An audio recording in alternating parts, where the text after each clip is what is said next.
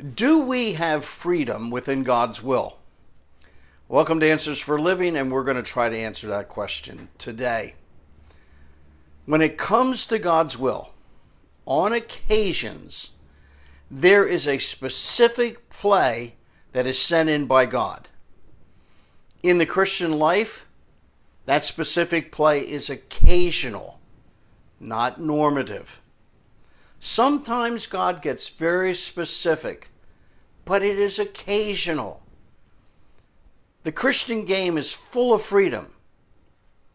Just follow the house rules that are found in the Bible. Now, Acts chapter 13, verses 1 to 4.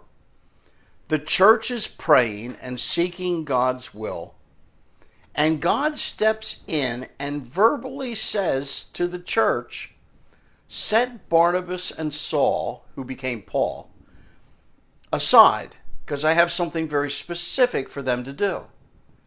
So they prayed, they laid hands on Barnabas and Paul and sent them on a mission trip. That was very specific. Then in Acts chapter 16, verses 6 to 10, Paul and Barnabas and others are on this mission trip.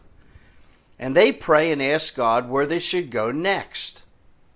And they hear nothing. Now remember, the Apostle Paul is in this group, and you would think that he would know what God's will is. So they think we ought to go to Asia Minor. Well, the door gets shut. They can't go. God isn't speaking, just shutting doors. So they said, let's go to Bithynia. And God shut the door. So they look for other options, and none of those options work either. Well, then Paul has this kind of weird dream, and he tells the men, and they say, okay, then we'll go to Macedonia. And these godly men were uncertain what God's will was for them, but God got their attention through a dream and through shutting doors, and they went off to Macedonia, which happened to be God's will. In 1 Corinthians chapter 16, verse 5 to 9, we are at the end of the letter of Corinthians, the personal part where Paul says, I just want to thank so-and-so, and et cetera, et cetera. But it's still written under the inspiration of the Holy Spirit. It's inerrant. It's infallible. Don't you think Paul should have had a pretty good idea what God's will was next? You say, sure he should. Well, listen to what he wrote. After I go through Macedonia, I will come to you, for I'll be going through Macedonia.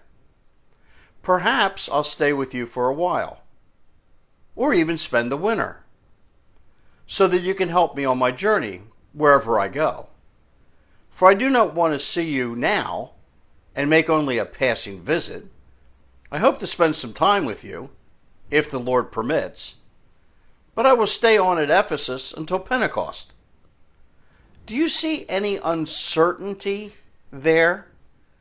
You ask, why spend so much time on this? Because so many of us think that God has a hyper-detailed plan for our life.